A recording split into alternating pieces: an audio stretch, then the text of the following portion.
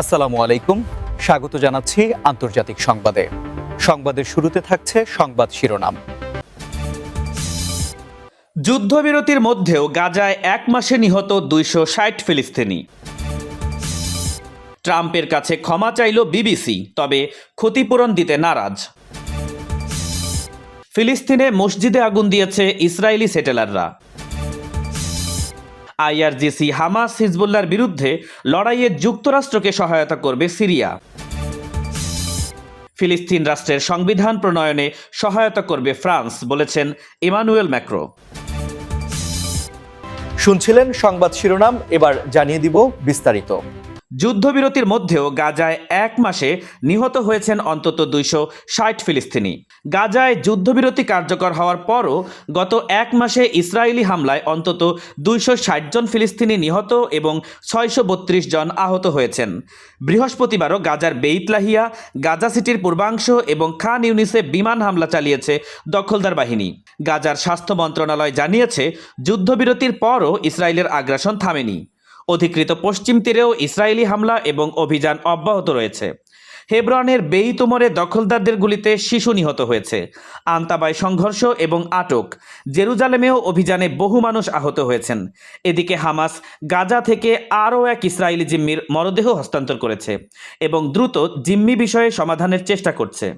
রাফা civil defence সতর্ক করেছে, শীতের ঝড়ে আশ্রয়হীন হাজারো মানুষের জন্য বড় মানবিক বিপর্যয় তৈরি হতে পারে। অন্যদিকে দুর্নীতির মামলায় নেতানিয়াহুকে ক্ষমা করতে ইসরায়েলের প্রেসিডেন্টকে চিঠি পাঠানোয় ট্রাম্পকে ধন্যবাদ জানিয়েছেন বেনিয়ামিন নেতানিয়াহু, তবে তিনি দোষ স্বীকার করতে অস্বীকৃতি জানিয়েছেন। ট্রাম্পের কাছে ক্ষমা চাইল বিবিসি, তবে ক্ষতিপূরণ দিতে নারাজ। প্যানোরামা পর্বে প্রচারিত একটি তথ্যচিত্রে ট্রাম্পের বক্তব্য ভুলভাবে উপস্থাপন করায় ক্ষমা চেয়েছে বিবিসি। তথ্যচিত্রটিতে ২০২১ সালের ৬ জানুয়ারি ট্রাম্পের ভাষণের বিভিন্ন অংশ কেটে পরপর দেখানো হয়েছিল, যা তাকে সহিংসতার আহ্বান জানাতে দেখানোর ভুল ধারণা সৃষ্টি করে। তবে বিবিসি ট্রাম্পের ক্ষতিপূরণের দাবিকে প্রত্যাখ্যান করেছে। এই ঘটনার পর বিবিসির মহাপরিচালক টিম ডেভি এবং বার্তা প্রধান ডেবোরা টার্নেস পদত্যাগ করেছেন। বিবিসি জানিয়েছে, সম্পাদনা বিভ্রান্তি তৈরি করলেও তা ইচ্ছাকৃত ছিল না এবং এটি কেবল ১২ সেকেন্ডের একটি ক্লিপ। তাদের যুক্তি, তথ্যচিত্রটি যুক্তরাষ্ট্রে প্রচার করা হয়নি, ট্রাম্পের কোনো ক্ষতি হয়নি, সম্পাদনা বিদ্বেষমূলক ছিল না এবং মার্কিন আইনে রাজনৈতিক বক্তব্য ব্যাপক সুরক্ষাপ্রাপ্ত। ফক্স নিউজকে ট্রাম্প বলেন, তার বক্তব্য খুন করা হয়েছে এবং দর্শকদের প্রতারিত করা হয়েছে। ফিলিস্তিনে মসজিদে আগুন দিয়েছে ইসরায়েলি সেটেলাররা। ইসরায়েলের দখলে থাকা পশ্চিম তীরে সালফিত অঞ্চলের একটি মসজিদে আগুন দিয়েছে ইহুদি বসতি স্থাপনকারীরা। মসজিদের প্রবেশদ্বারে দাহ্য পদার্থ ঢেলে দেয় এবং দেয়ালে বর্ণবাদী স্লোগান লিখে যায় তারা।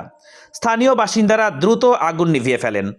সম্প্রতি পবিত্র এই স্থানে এই ধরনের হামলা বেড়েছে। এদিকে জেরুজালেমের উত্তর পশ্চিমে আল কুবেইবা শহরে ইসরায়েলি বাহিনী বুলডোজার দিয়ে একটি পার্ক এবং একটি খেলার মাঠ গুঁড়িয়ে দিয়েছে। প্রকাশিত ছবিতে পুরো এলাকা ধ্বংসস্তূপে পরিণত হতে দেখা যায়।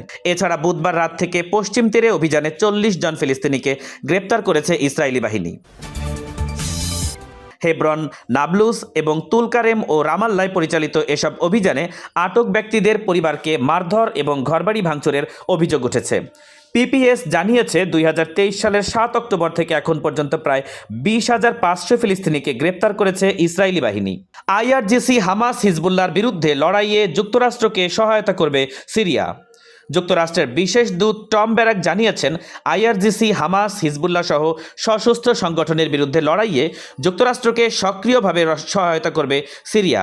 গত ডিসেম্বরে বাশার আল আসাদ অপসারণের পর নতুন অন্তর্বর্তী নেতা আহমেদ আল শারা যুক্তরাষ্ট্রের সঙ্গে ঘনিষ্ঠতা বাড়িয়েছেন এবং স্বাধীনতার পর প্রথমবার হোয়াইট হাউস সফর করেছেন।